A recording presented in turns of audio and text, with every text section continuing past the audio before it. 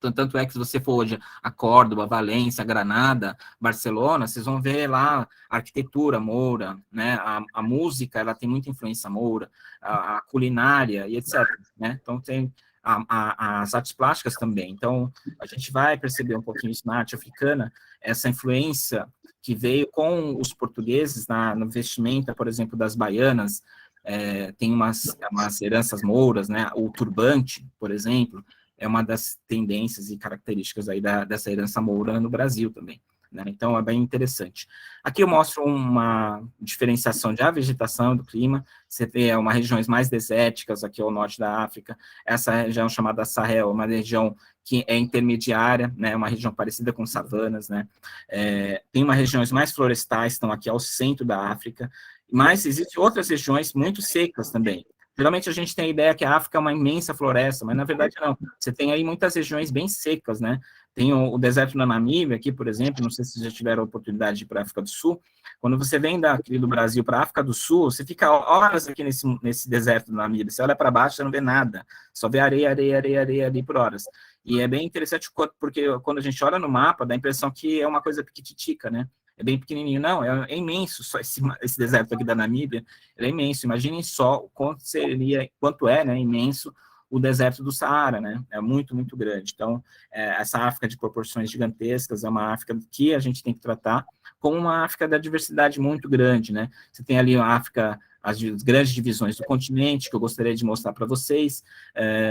Vou passar um pouco mais rápido aqui, né? Você tem as múltiplas etnias, aqui você tem milhares e milhares de vários povos, alguns com histórico em comum, outros não, mas sempre com muitas tradições e cultura material também, ou culturas materiais que também são muito dignas de nota e muito interessantes, né? Então, você tem ali muitos povos ali da região da costa ocidental, aqui também na parte da região, né, mais central da África. Depois vocês podem olhar com mais calma esses mapas, né? Uma das características também uma tradição lá dos anos 60, de fazer essa diferenciação das zonas estilísticas, né? Tem umas zonas estilísticas que, na verdade, são agrupamentos de povos diferentes, mas que têm algumas coisas em comum. Lembra que eu falei do pássaro calau? O pássaro calau, ele habita muito essas regiões aqui chamadas regiões sudanesas ou Golfo da Guiné. Então, vários povos diferentes, tanto na Costa do Marfim, na Nigéria, em Gana, esses povos, aí, eles têm histórico do calau, né? Então, aparece nas suas folclores, aparece nas suas obras de arte, né? Outras regiões também têm outros povos e outras características, mas são singulares alguns pontos, mas em outros pontos eles dividem alguns aspectos em comum, né? Bacia do Congo, por exemplo, tem vários povos ali que têm uma prática em comum do uso de objetos de arte, né? Aqui, para resumir um pouquinho tudo isso que eu comentei, são imagens do comércio, né? O comércio, ele foi muito forte na África desde sempre, né? Agora, ele se intensificou muito a partir do século XI ao século XIX, né? Se intensificaram muito as formas de comércio por conta das facilidades que foram sendo obtidas, né, ao longo dos anos para fazer a penetração dessas regiões mais longínquas aqui das costas, né, africanas, né? Então, essa penetração acabou identificando, né, em vários momentos diferentes, né, da história. Podem reparar aqui, eu coloquei quais foram digamos, as datações mais aproximadas do século, né, em que ocorreram esses reinos, né, diferentes reinos africanos, grandes reinos, às vezes até impérios, né. Tem o Império de Gana também, que foi muito importante durante um período histórico ali no século IV, né, até 1235, mas o que a gente mais conhece aqui no Brasil seria o Reino do Congo, né, porque muitos dos africanos que vieram para cá, para o Brasil, desde o início da escravidão, 1530, mais ou menos, basicamente, até bem depois do final da escravidão, por conta dos tráficos irregulares, né, e tráficos proibidos, vieram muitos daqui dessa região do Congo, né, porque era uma região em que os portugueses tinham um contato muito forte. Não é à toa que atualmente lá em Angola, se fala português, né? Por quê? Porque foi uma região que posteriormente foi colonizada, né? Durante o século XX, na virada do século XX para o XIX para o XX, pelos portugueses, né? Então, a gente tem aí umas regiões da África em que se fala português por conta disso, né? Mas, passando bem rapidamente aqui, dentro dessas grandes divisões do continente, vocês vão perceber que é uma variedade muito grande também cultural e também genética.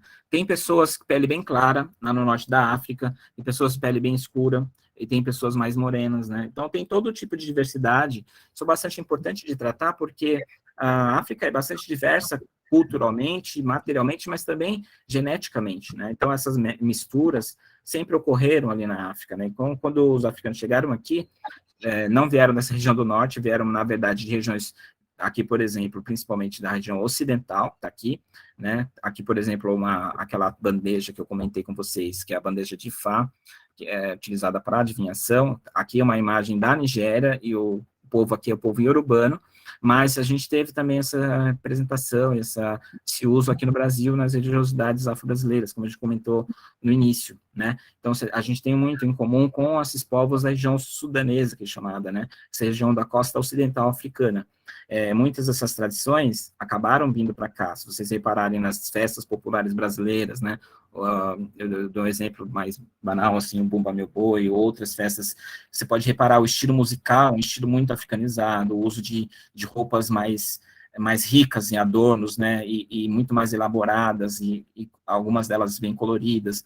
Então, são heranças aí históricas que a gente tem com a África, e que vale para todos nós, vale para quem é descendente africano, mas vale para todos os outros também. Aí tem uma divisão aqui da parte central. Podem reparar que também o estilo físico, né, modifica um pouco. As pessoas da África Central são um pouco mais baixas, né, do que as pessoas, isso de um modo muito, muito geral, tá? Muito, muito genérico, do que as pessoas sudanesas, né? Geralmente são muito mais, as pessoas são mais altas, né? Aqui, pessoas de regiões florestais tendem a ser menores, porque é uma coisa da evolução mesmo, acontece na África, mas acontece em qualquer lugar do mundo, né? Em termos evolutivos, se você vive numa floresta, não pode ser muito grande, senão você vai ficar esbarrando aí nas árvores, né? Você tem que ter agilidade para poder ir atrás né, da caça, né, ou fugir de predadores também. Então, você pode reparar, a cultura material africana da parte central também foi muito fortemente introduzida aqui no Brasil. Podem reparar casas de pau-pique, com esses colmos, né, com essas partes, no Brasil a gente usa palha, né, usa outro tipo de materiais, a cerâmica, tradições, por exemplo, e técnicas também usadas aqui no Brasil, como os ferreiros, né, durante muitos períodos aqui no Brasil, do ouro, por exemplo, em Minas Gerais. Você tem ali um uso muito forte dessas tecnologias africanas aqui no Brasil. Isso é bem interessante, porque não se fala muito nisso, né? Geralmente se fala na escravidão como uma coisa do ser inferior, né? Na verdade, esses africanos foram tirados da África, trazidos aqui para o Brasil, porque eles detinham um tipo de conhecimento, né? O conhecimento do trabalho no ferro, né? Trabalho no cobre, como essa cruzeta aqui, que a Mara conhece bem, né, Mara? Que é o trabalho dela também, que serve como dinheiro, né, lá no República do Congo, né, República Democrática do Congo, serviu como dinheiro durante muito tempo, antes, no período pré-colonial, e eles fazem com esses instrumentos aqui, que são os foles, né, então você tem um trabalho, por exemplo, na técnica da mineração, para você retirar o ouro da natureza, você tem que saber onde tem ouro, você precisa depois manipular o ouro, você tem que transformar o ouro, por exemplo, em joias, né? Existem joias de ouro africanas que eram feitas milenarmente, né, com tradições e técnicas específicas dos africanos, né? E os portugueses sabiam disso, por isso que eles foram buscar lá esses africanos para tratá-los aqui como escravos, mas eles detinham esse conhecimento, né? É um conhecimento que os indígenas brasileiros não tinham. Os indígenas brasileiros tinham outros tipos de conhecimento que também foram utilizados. Lembrando aqui que os indígenas não foram, aliás, os africanos não substituíram os indígenas como escravos. Os indígenas começaram a ser escravos, continuaram sendo escravos ao longo do período.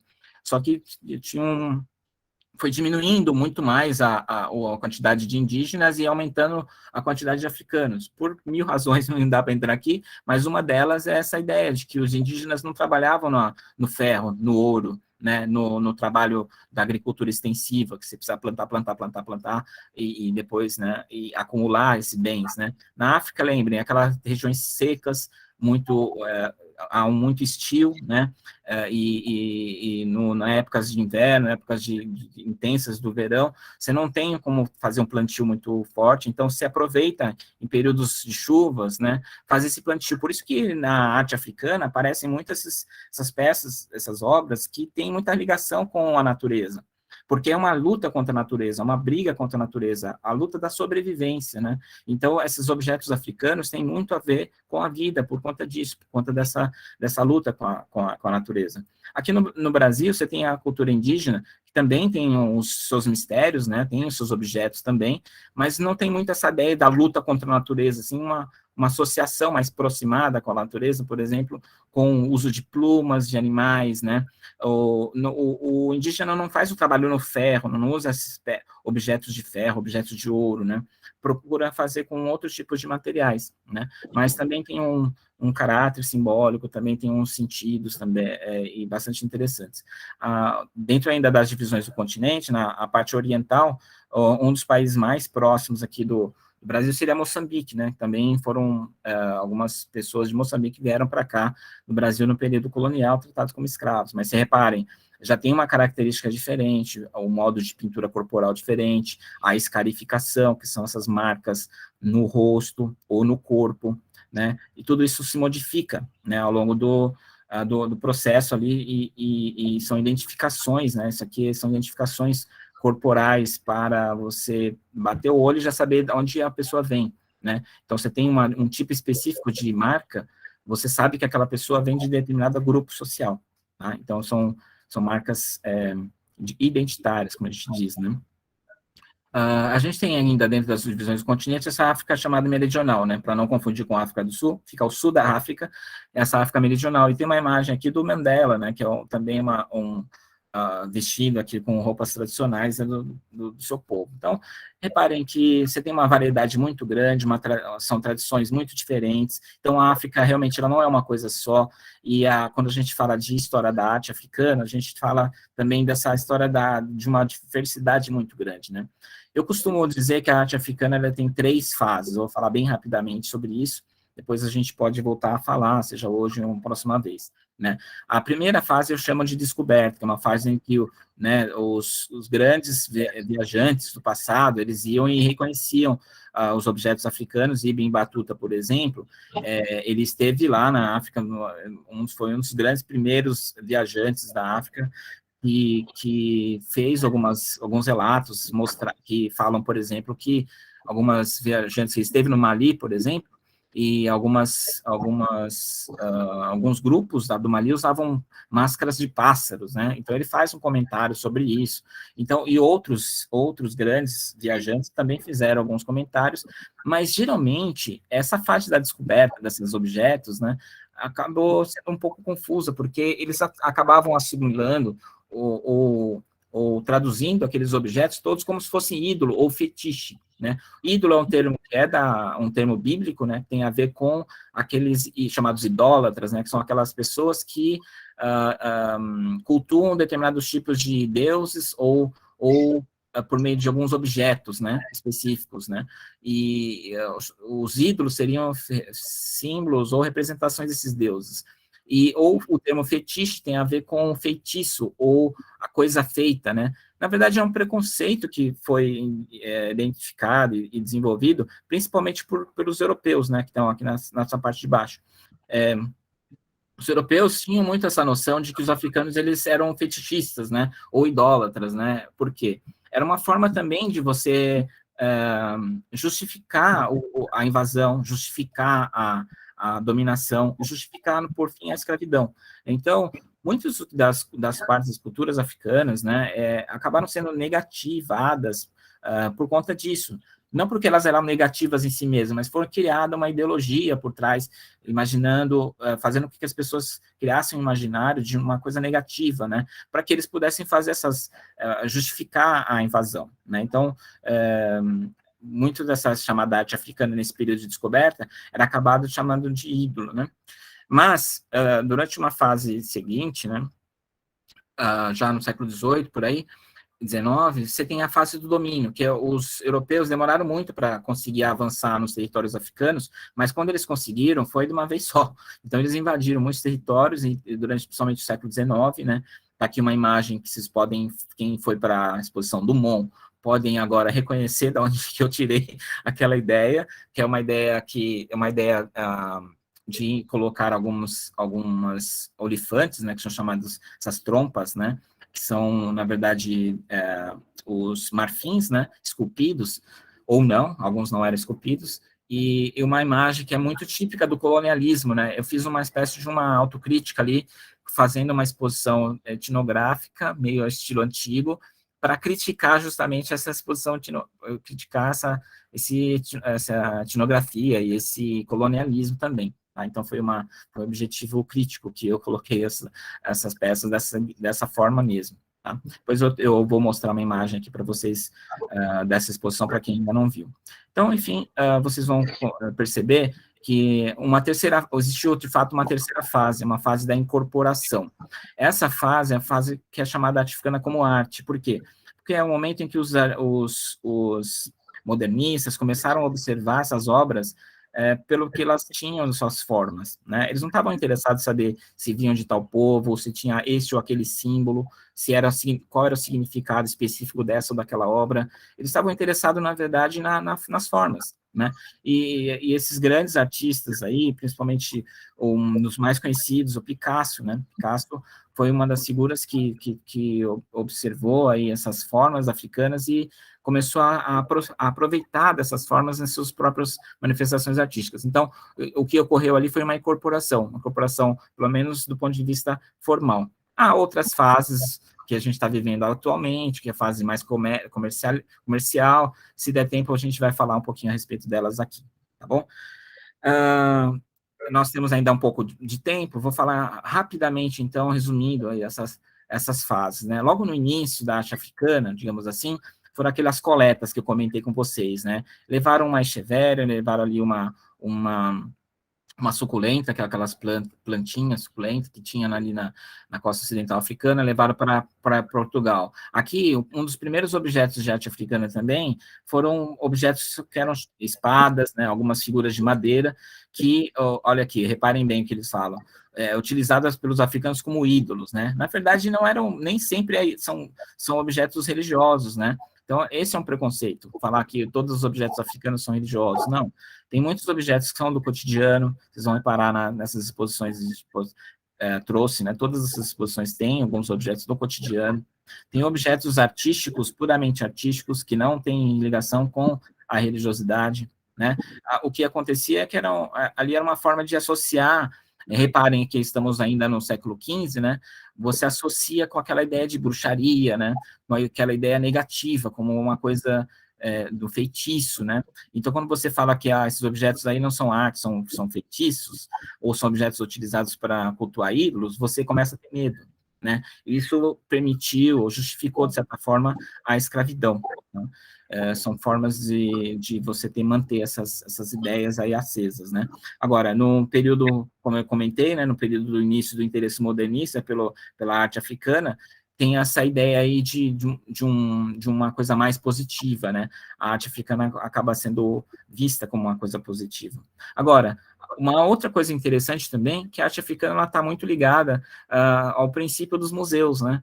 Os europeus que iam para fazer essas viagens ao longo do mundo coletavam vários tipos de objetos e amontoavam esses objetos nos chamados gabinetes de curiosidade, né? Tem objetos da fauna, da flora, objetos que são de cotidiano, de uso pessoal da realeza, né? E assim por diante. Então, você tem aí vários tipos de objetos, e essas diferentes espécimes foram separadas depois na hora da criação dos museus, né? O Museu de Fauna e de Flora, o Museu de Zoologia, acabou sendo separado do Museu de Etnografia, né? Ou de museus etnológicos, que por sua vez foram separados do Museu de Oceanografia, e assim por diante. Então, antigamente não havia essa separação, todas eram colocadas nesses chamados museus, gabinetes de curiosidades, e depois formaram-se os museus ali na Europa, né?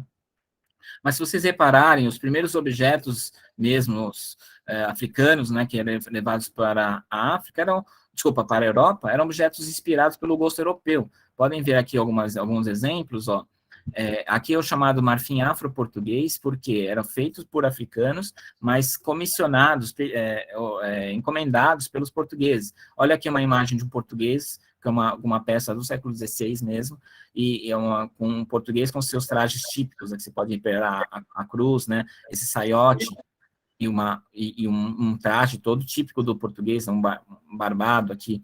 E vocês podem reparar que esse gosto é o gosto da aristocracia. Faziam-se saleiros, cinzeiros, utensílios que eram utilizados na aristocracia europeia.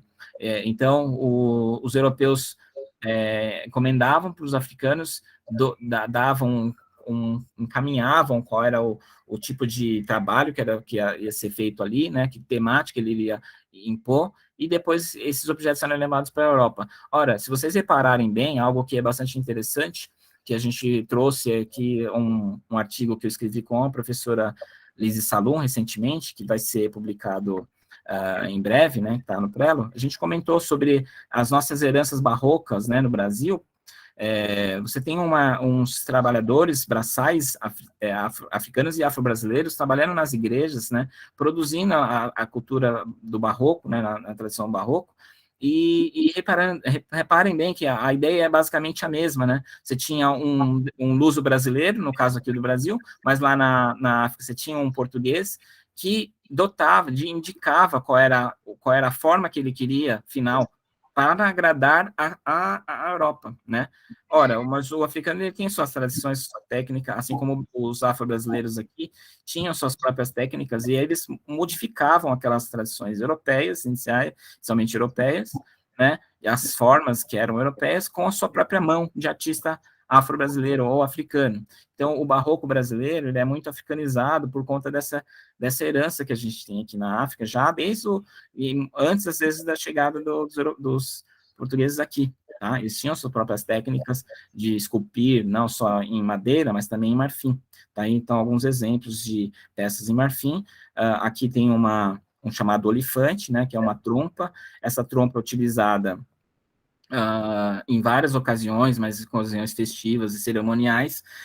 Aqui está um livro que foi escrito em 1620 que mostra um dos objetos africanos, entre outros, objetos de outros povos, mas a gente repara exatamente aqui um agogô, chamado agogô, é um instrumento utilizado em boa parte da África Ocidental, né?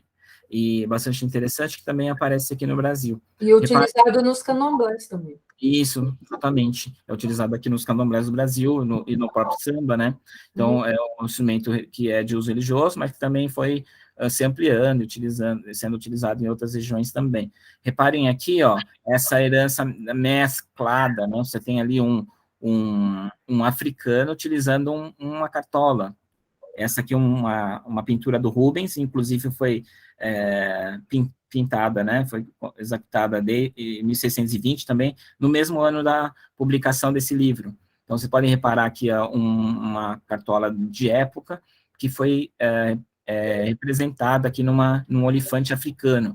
Vocês podem perceber o quanto essa cultura africana, que a gente chama hoje de tradicional, na verdade, ela é muito mesclada, né? Então, teve uma interferência muito grande, né? Isso, exatamente. Teve uma interferência grande e essa mescla, ela pode ser vista em vários objetos hoje, né? Essa cultura já mesclada. Aqui tem um exemplar aqui, está no Museu de Olímpia, né? Que é de uma trompa, ou chamada trompa, ou olifante, como queiram, né? Aqui está uma imagem do Museu de Olímpia, onde essa peça foi colocada, que é essa trompa aqui da coleção Yunis, né? Nós temos outros exemplares, infelizmente não temos trompa na exposição do Monte Curitiba, mas aqui eu trouxe para vocês a seção de instrumentos musicais. Quem puder ver essa exposição, veja, por favor, e quem não puder, pode clicar lá no próprio YouTube. A Jaqueline, que eu sei que ela está aí, que eu vi ela chegando, ela fez um lindo vídeo falando um pouquinho da exposição. Vocês podem ir lá no YouTube, podem ir lá também nas redes sociais do Museu Oscar Niemeyer, que é a sigla aqui, MON, né, Museu Oscar Niemeyer, e vocês vão ver lá, África, Expressões Artísticas do Continente, tem alguns vídeos mostrando a exposição, aí vocês vão poder enxergar melhor aí, que hoje eu trouxe um vídeo só para mostrar no final, mas é uma brincadeira minha aqui, não vai ser das exposições, tá? Em Cascavel também nós selecionamos um olifante, tá aqui, né? Só que é um olifante um pouco menor, mas também feito em marfim, e tem um sentido idêntico, tá? Aqueles outros olifantes que eu mostrei antes, tá? Mostrando um pouco mais também a respeito das exposições, né? Você tem ali uma máscara chamada baga, tem uma dupla de máscaras aqui, que é o que eu chamo de mamãe filhinha, né, que é uma máscara baga lá da Guiné, é bastante interessante, que é uma máscara que ela é uma máscara propiciadora de fertilidade, né, as pessoas, elas, aqui infelizmente eu não trouxe, mas colocam várias ráfias, né, tecidos de ráfias ao longo do saiote aqui, e cobre essa parte de baixo aqui, com uma saiote bastante lindo, e várias pessoas andam ao redor dessas máscaras, que são máscaras que estimulam a fertilidade, né? Então, tem algumas mulheres que são mulheres grávidas, querem proteger seus bebês, porque eles nasçam com saúde, ou mulheres que são inférteis podem também se aproveitar dessa fertilidade produzida e trazida pela essa máscara chamada Nimba, né? Máscara Nimba, lá da Guiné. Tá? Então, aqui está na parte esquerda, eu mostro algumas imagens aqui da máscara Nimba, lá na exposição do Museu Oscar Niemeyer. É uma máscara diferente, que é uma máscara bem menorzinha, mas bastante interessante, porque mostra um pouquinho as modificações estilísticas, né? Modificações formais que foram ocorrendo, e com objetos mais recentes, você tem umas modificações grandes aí, né? Então, aqui eu trago alguns objetos que são clássicos, né, com imagens de peças de vários museus aí do mundo todo, e alguns objetos aqui também que fazem parte das exposições que a gente tem aqui no São Paulo e também em Curitiba, desculpa, no Paraná.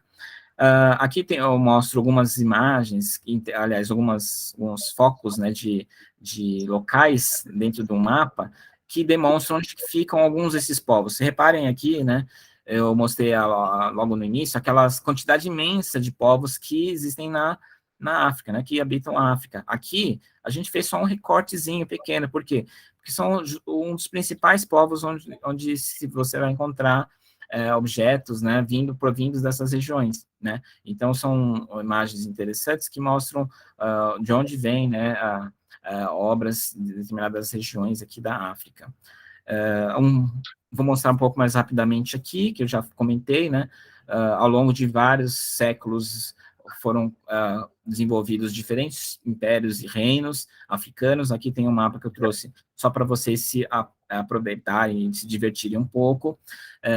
Essa mesma África que era constituída por impérios ou povos caçadores-coletores, aqui principalmente a região centro-africana, eram as divisões típicas, tradicionais dos africanos. Com a chegada dos europeus, ocorreram o que a gente chama de partilha da África, né? Que eram países como Itália, França, Grã-Bretanha, etc., que ou dominaram territórios, aproveitaram-se daqueles territórios, ou mesmo não tendo territórios, por exemplo, os Estados Unidos nunca teve uma colônia na África, mas teve algum tipo de participação com esses outros países, que são participações comerciais, interesses comerciais que esses países tinham, com o objetivo de fazer exploração comercial da África, né? Não dá tempo de tratar disso, mas eu vou deixar para vocês depois essa apresentação, vocês podem se divertir aí vendo quais são, de fato, os países envolvidos no período de colonização africana e quais digamos, os países africanos nos quais eles se apoderaram. Isso se apoderaram mesmo, né? Porque quando você domina, controla essas regiões, como acontece hoje, né? Você tem países que são invadidos, né? Quando um país é invadido, como Putin fez, por exemplo, com a Ucrânia, né? A Crimeia, por exemplo, você tem acesso a todas as riquezas naturais daquele país, né? Então, durante o período colonial, ocorreu isso, né? A França deteve aqui muitos desses países que estão aqui na parte ocidental e no norte africano, né? Então, eles tinham controle total. Então, todas as riquezas que tinham aqui, eles tinham acesso, né? Alguma parte dessa riqueza ainda permanece, mas muito dessa riqueza que existia no passado foi para a França, né? Então, quando a gente for para a Europa agora, daqui para frente, lembrem-se sempre que uma parte daquela riqueza que está lá, que a gente admira tanto, e de fato temos que admirar, temos que lembrar que são riquezas que tiveram uma origem, né? Muito daquela riqueza, né? Ou pelo menos o início daquela riqueza, né? A gente sabe, quem aí que for empresário, que nós poderá saber, né? Que você tem que ter um capital inicial para poder desenvolver uma atividade comercial, né? E esse capital inicial aí para muitos dos povos europeus, né? Partiu daqui, né? Muitos povos europeus que não eram ricos no passado e que passaram a ser ricos depois do período colonial, né? Não era o caso de Portugal enfim, da Grã-Bretanha, por exemplo, que já eram ricos, né? Mas, certamente, boa parte da riqueza deles partiu dali. Então, são coisas interessantes que vale a pena a gente conversar, pensar um pouco, por isso que eu vou passando um pouco mais rápido para falar um pouco também de outras questões, como a expansão, que é chamada Banto, né? Sempre que a gente vai conversar sobre a questão africana, aparece povos sudaneses, povos Banto, né? Povos sudaneses seriam da região ocidental africana, povos Banto seriam da região central-sul, né? Que seriam povos Banto? Na verdade, o Banto não é uma etnia, né? O termo os povos Banto, às vezes, se associa como se fossem um único povo, ou povos muito idênticos. Na verdade, eles têm algumas coisas em comum. Por quê? Porque eles partiram da região aqui onde hoje é a fronteira da Nigéria com os Camarões, em grandes levas, mas durou mais de 1000 anos, quase mais de 1000 anos, cerca de 3000 anos essa expansão, né? Por que a expansão Banta? Foi um linguista alemão que identificou, ao estudar a língua de vários desses povos aqui da parte central da África, ele percebeu que muitos desses povos fazem o plural com ba, com a sílaba ba, né? Por isso que ele deu o nome de Bantu, né? Bantu seria o termo para o humano, o povo, né?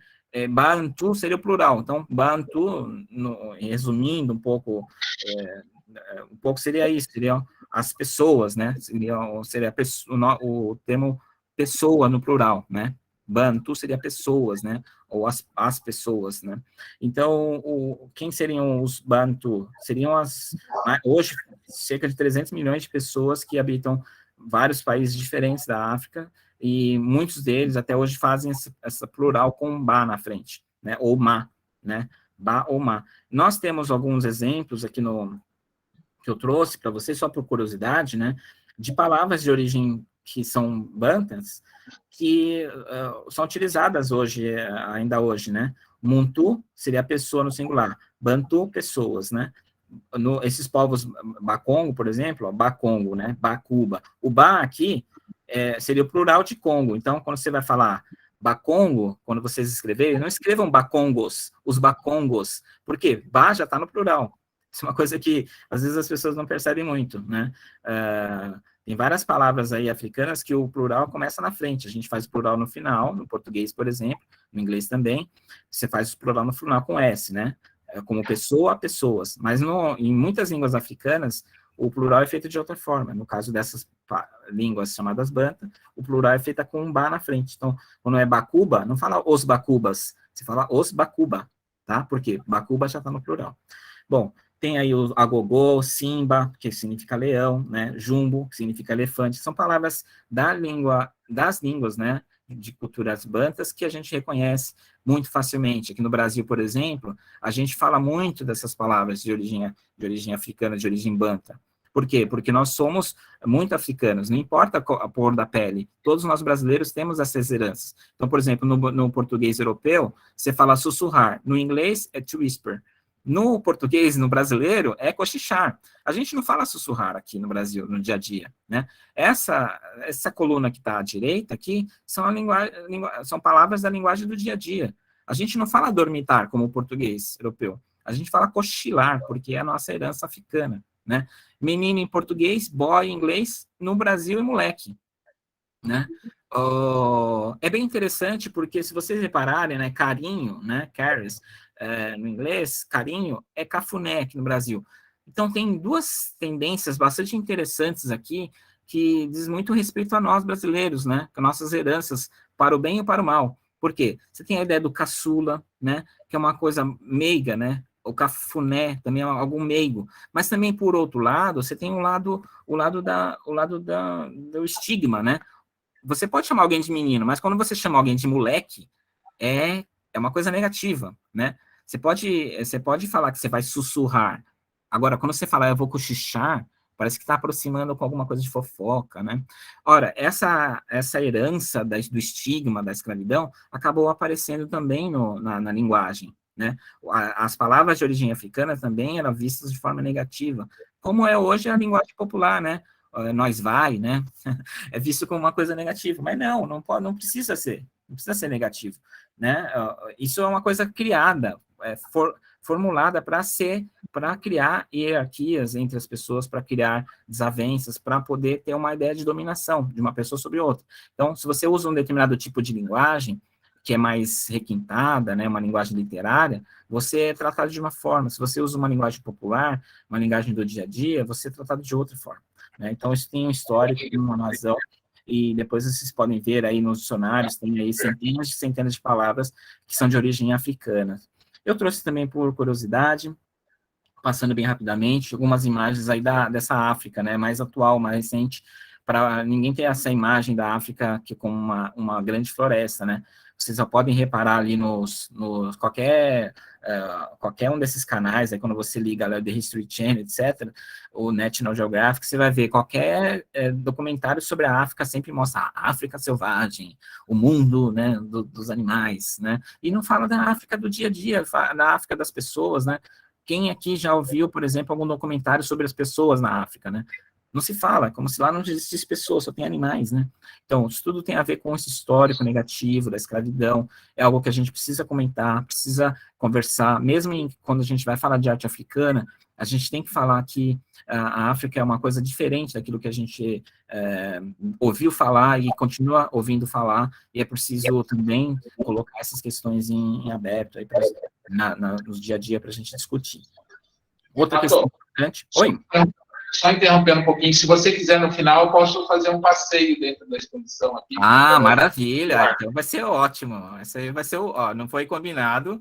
O Antônio, obrigado, Antônio, por né, enfim, esse carinho conosco, porque isso vai ser legal. Muitas pessoas que não puderam ver essa exposição que vai de Cascavel. São em Cascavel ou em Numon? Cascavel, ótimo. Cascavel. Então ótimo, tá. Ele tá no caso, como você falou no início, que estava no Mon, eu associei com o Mon mesmo de Curitiba, mas então tá, vocês estão em Cascavel, logo vocês vão ver aí no final, vou abrir um espacinho para o Antônio poder mostrar para a gente essa exposição linda aí. Deixa eu ver aqui só um instantinho, que deve ter chegado alguém, que eu acabei de ouvir um barulhinho. Olha os retardatários chegando. Muito bem, sejam bem-vindos sempre. Então...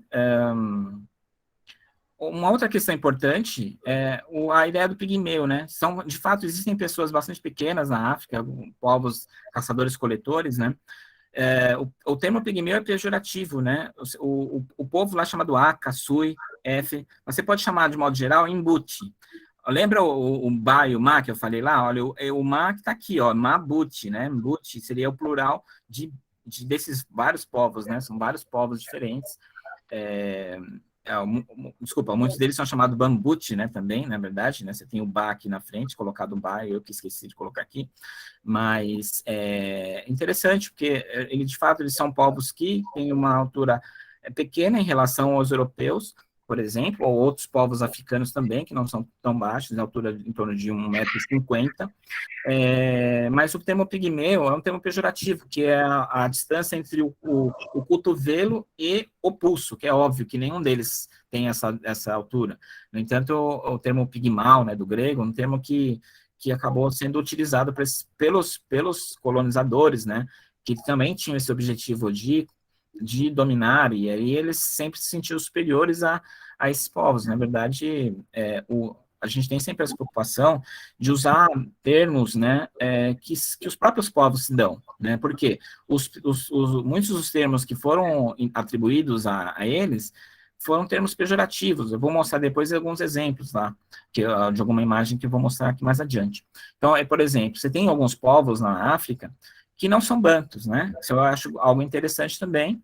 Eu mostrei lá que os povos bantus vieram da região onde hoje é a divisa, ali, a fronteira entre Nigéria e Camarões. Eles foram seguindo para o centro-sul africano, mas lá eles já encontraram alguns povos que não eram bantus. Agora, se vocês separarem a tonalidade de pele de muitos desses povos, por exemplo, Khoi, o San, os Namaqua, eles têm uma pele muito mais clara, né? E olha que interessante, geralmente as pessoas confundem, né? Falam, a África do Norte seria a África branca, e a África do Centro subsaariana seria a África negra. Essa divisão é uma divisão muito antiquada da antropologia, que, de fato, se você ler alguns livros antigos, você vai aparecer, mas não é muito adequada, porque você tem... Eu mostrei para vocês lá no início, né? Alguns povos são extremamente brancos no norte da África, porque estiveram lá povos do Mediterrâneo que dominaram, controlaram, por exemplo, povos bárbaros, né, chamados bárbaros também, que é um termo pejorativo, né, os povos germânicos, né, foram para regiões ali do norte da África e, enfim, povoaram ali, viveram por muitos anos, se mesclaram com os africanos, mas tem uma pele um pouco mais clara. Mas também há pessoas de pele escura no norte da África. É a mesma coisa para o centro-sul, aqui africano, esses povos aqui, Khoi e San, eles são povos ali da Namíbia, né, ali da parte ocidental, centro-ocidental da África, tá? Então, e vários outros povos também são povos não bantu, que são povos mais tradicionais, digamos assim, que são os povos mais antigos que tem na África, né, são os povos que têm uma cultura mais tradicional e mais antiga, ligada às tradições africanas mais antigas. Outro povo que é bem conhecido por nós, que são os Maasai, por exemplo, do Quênia. Vocês já viram, por exemplo, aqueles quenianos enormes que fazem que são maravilhosos corredores, né, nas corridas aqui que a gente tem no mundo todo. Muitos vieram para o Brasil, já ganharam muitas corridas, né, eles têm uma tradição muito grande, forte de correr, né, nesses territórios que são savanas, né, então, desde criança eles têm essa tradição e eles são muito bons corredores, né, no mundo todo, são bem conhecidos por isso. Então, eu trouxe aqui alguns exemplos de diversidade africana para a gente falar um pouquinho também disso, né.